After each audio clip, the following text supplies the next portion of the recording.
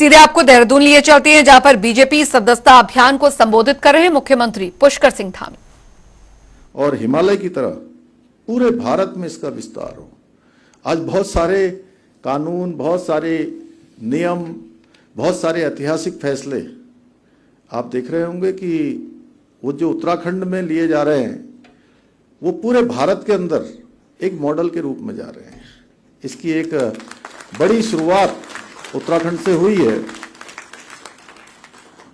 वो चाहे यूसीसी के रूप में हो, चाहे नकल का कानून हो, या अभी अभी नीति आयोग के द्वारा जो सतत विकास के लक्ष्यों को प्राप्त करने की रेटिंग आई हो, उस रेटिंग में भी आप सबको खुशी होगी जानकर कि हमारा राज्य उत्तराखंड पूरे हिंदुस्तान के सभी राज्यों में पहले नंबर पर आया है। इसलिए हमें घर घर तक पहुंचना है, हर व्यक्ति तक अपनी पार्टी की जो विचारधारा है उस विचारधारा को पहुंचाना है।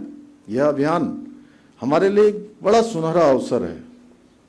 इसे पूरी लगन के साथ करना है, पूरी निष्ठा के साथ करना है, और हर नया सदस्य हमारी ताकत बढ़ाएगा, हमारे संगठन को और सशक्त बनाएगा। हम सभी को आदरणीय प्रधानमंत्री मोदी जी के नए भारत के निर्माण के संकल्प को पूरा करने के लिए भी इस अभियान को सफल बनाना है और अपना पूरा सहयोग देना है। इसके साथ ही बूथ सशक्तिकरण अभियान के अंतर्गत भी हमें इसकी चिंता करनी है कि किस प्रकार बूथ कमेटियां और अधिक मजबूत हों, जिससे चुनाव के समय जनता को वोट देने के हेतु ग्रास रूट पर हम प्रेरित कर सकें। और एक माइक्रो मैनेजमेंट जिसकी हम चुनाव में केवल चिंता करते हैं, वो पहले से ही हमारा तैयार हो जाए। क्योंकि अभी आने वाले समय में वैसे भी ये जो हमारा संगठन पर्व चल रहा है, संगठन पर्व के साथ साथ हमको निकाय के चुनाव में भी जाना है, पंचायतों के चुनाव में भी जाना है। उस समय किया हुआ काम हमारे बहुत काम आएगा।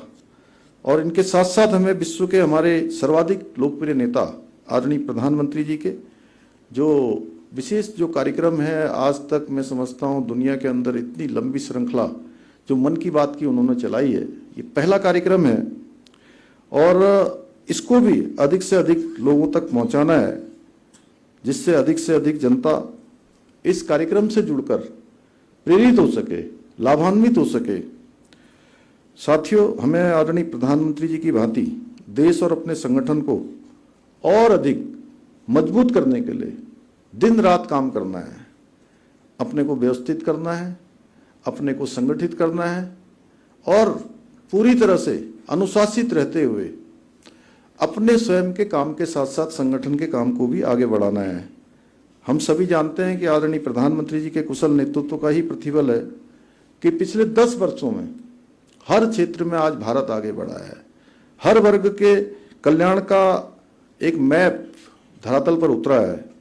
इन 10 सालों में अगर हम स्वास्थ्य की बात करें, गरीब कल्याण की बात करें, निःशुल्क खाद्यान्न की बात करें, शिक्षा की बात करें, या किसानों के विकास से लेकर गरीबों के आवास हो, या सेना का आधुनिकीकरण हो, या आंतरिक सुरक्षा हो, बाह्य सुरक्षा हो, हर क्षेत्र में बहुत तेजी से काम हुआ है।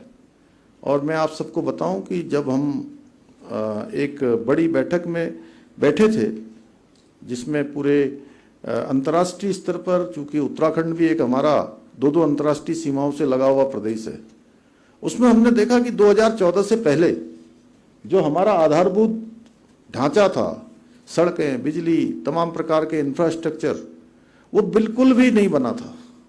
जबकि हमारे पड़ोसी देशों में तेजी से बनता हुआ चल रहा था।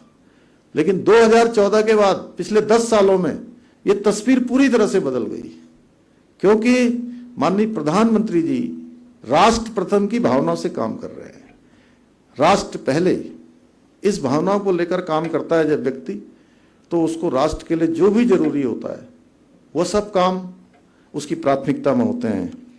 चाहे आज अगर हम पिछले कोरोना की बात करें, प्रत्येक व्यक्ति तक वैक्सीन पहुंचाना हो, हथियार और मोबाइल उत्पादन तक, हर क्षेत्र में आज अभूतपूर्व कार्य हुआ है। इसके साथ ही धारा 370 समाप्त होना हो, भगवान राम का भव्य मंदिर बनना हो, काशी विश्वनाथ का कॉरिडोर बनना हो, महाकाल लोक बनना हो, या हमारे ही राज्य में चाहे चार धाम ऑल वेदर रोड हो, भारतमाला, पर्वतमाला, ऑल वेदर रोडों के माध्यम से, या केदारनाथ जी का नवनिर्माण पुनर्निर्माण हो, बद्रीनाथ का मास्टर प्लान हो, ऐसे अनेक कार्य माननीय प्रधानमंत्री जी के नेतृत्व में हुए हैं जिनका आने वाली पीढ़ियां हमेशा याद रखेंगी। यदि मैं 10 वर्षों के कार्यकाल के अभूतपूर्व कार्यों के बारे में यहाँ पर बोलूँगा तो मुझे लगता है कि चूंकि आज संगठन मंत्री जी और अध्यक्ष जी ने मुझे थोड़ा कार्यक्रम में से जल्दी बुला लिया, तो इसलिए मेरे को थोड़ा समय कम पड़ जाएगा, इसलिए मैं बहुत विस्तार से उसमें नहीं जाना चाहता हूँ।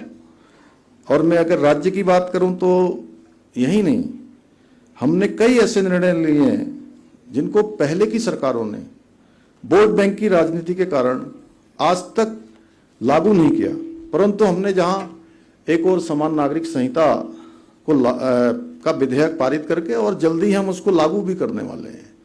यानी कि 9 नवंबर से पहले हमने संकल्प लिया है कि समान नागरिक संहिता का हमारा कानून प्रदेश के अंदर प्रभावी हो जाएगा।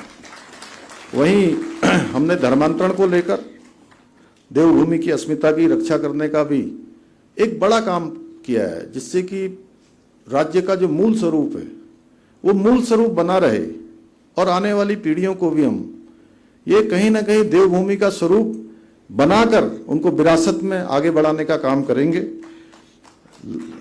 चाहे अतिक्रमण की बात हो, इसके अतिक्रमण जो हटाने का काम हुआ है, एक बड़ा अभियान था, उसको हम कहीं ना कहीं एक बड़ा भूमि अतिक्रमण का रूप भी दे सकते हैं, कह सकते हैं। नकल विरोधी कानून हो, दंगा रोधी कानून को भी इस बार विधानसभा के सत्र में मंजूरी मिल गई है, और ये सब ये साबित करता है कि हम जो कहते हैं प्रदेश के हित में हम उसको पूरा करते हैं।